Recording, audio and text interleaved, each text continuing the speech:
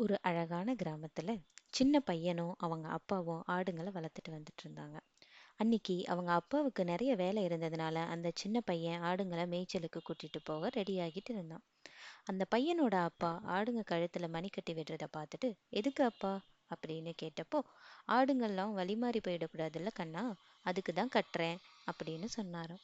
சரி கண்ணா, இப்ப கூட்டிகிட்டு போ அப்படின்னு சொல்ல, அவனும் சரிங்க அப்பா அப்படின்னு சொல்லிட்டு ஆடுங்களை மேய்ச்சலுக்கு கூட்டிட்டு போனானாம்.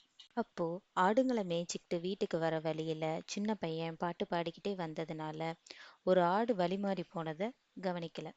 வீட்டுக்கு போயிட்டு பார்த்தப்போ ஆடு காணோம் அப்படின்னு தெரிஞ்ச உடனே, அச்சோ ஆடுக்கு என்ன ஆச்சோ, என்ன ஆபத்து வந்துருமோ, எப்படியாவது வீட்டுக்கு பத்திரமா வந்துடணும் அப்படின்னு நினைச்சு வருத்தமா இருந்துச்சாம். இன்னொரு பக்கம் ஆடு புல்லு மேய்ஞ்சிக்கிட்டே காட்டுக்குள்ள வந்துட்டோம் அப்படின்னு அப்பதான் உணர்ந்துச்சு.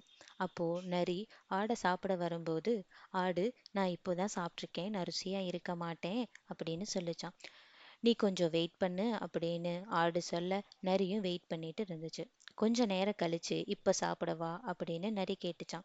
எனக்கு இன்னும் செரிக்கல, நான் டான்ஸ் ஆடினாதான் எனக்கு செரிக்கும் அப்படின்னு ஆடு சொல்லுச்சான். ஆடு டான்ஸ் ஆட ஆரம்பிச்ச உடனேயே அதோட கழுத்துல இருந்த மணியோட சத்தத்தை கேட்டுட்டு குட்டி பையன் அதை ஃபாலோ பண்ணிக்கிட்டே வந்து நரிய விரட்டி அடிச்சிட்டானா.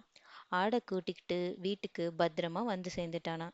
இதுல இருந்து நம்ம என்ன தெரிஞ்சுக்கிறோம் அப்படின்னா, ஆபத்தான சூழ்நிலையில நம்ம தந்திரமாவும் அமைதியாவும் யோசிச்சோம் அப்படின்னா எப்பேற்பட்ட பிரச்சனையில இருந்தும் தப்பிச்சுக்கலாம். இந்த குட்டி ஸ்டோரி உங்களுக்கு பிடிச்சிருந்தா ஒரு